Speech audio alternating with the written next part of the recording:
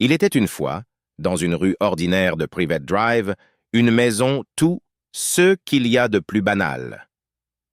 C'est ici que vivait la famille Dursley, une famille qui semblait tout à fait normale en apparence, mais qui cachait un secret des plus extraordinaires. Sous les escaliers, dans un petit placard sombre, dormait un garçon de 11 ans nommé Harry Potter.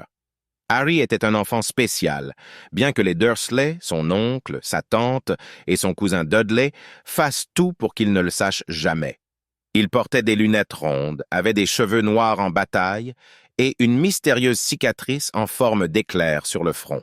Un matin, alors que la famille Dursley prenait son petit déjeuner, une lettre très étrange fut déposée par le facteur. Harry n'avait jamais reçu de lettre auparavant. Alors qu'il tendait la main pour la prendre, l'oncle Vernon, un homme corpulent avec une grosse moustache, la lui arracha des mains et la déchira, furieux. Mais ce n'était que le début. Les jours suivants, des dizaines, puis des centaines de lettres commencèrent à arriver pour Harry, par la cheminée, par la fenêtre, et même cachées dans les œufs du petit déjeuner.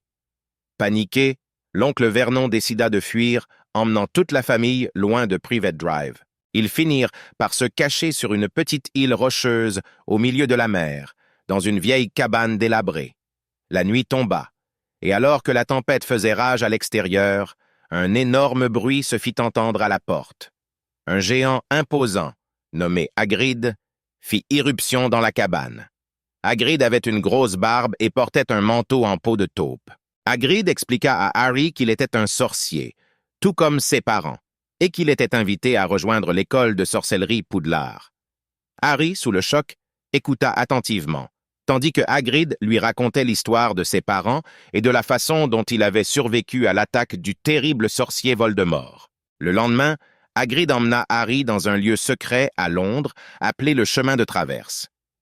Harry découvrit un monde magique, avec des boutiques remplies de baguettes magiques, de chaudrons et de livres de sortilèges. Tout était si différent du monde moldu qu'il connaissait. Après avoir acheté tout le nécessaire pour l'école, Hagrid conduisit Harry à la gare de King's Cross, où il devait trouver le mystérieux quai 9 3/4. C'était un quai magique, caché entre les quais 9 et 10.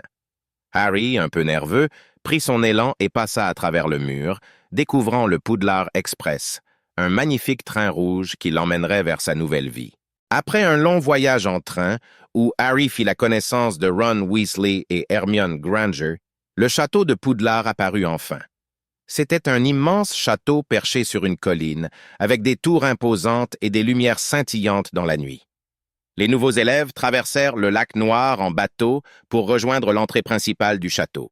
Enfin, ils furent conduits dans la grande salle, une immense pièce avec un plafond enchanté qui reflétait le ciel étoilé. C'est là que Harry fut placé sous le choixpeau magique, qui, après quelques instants d'hésitation, le plaça dans la maison Gryffondor.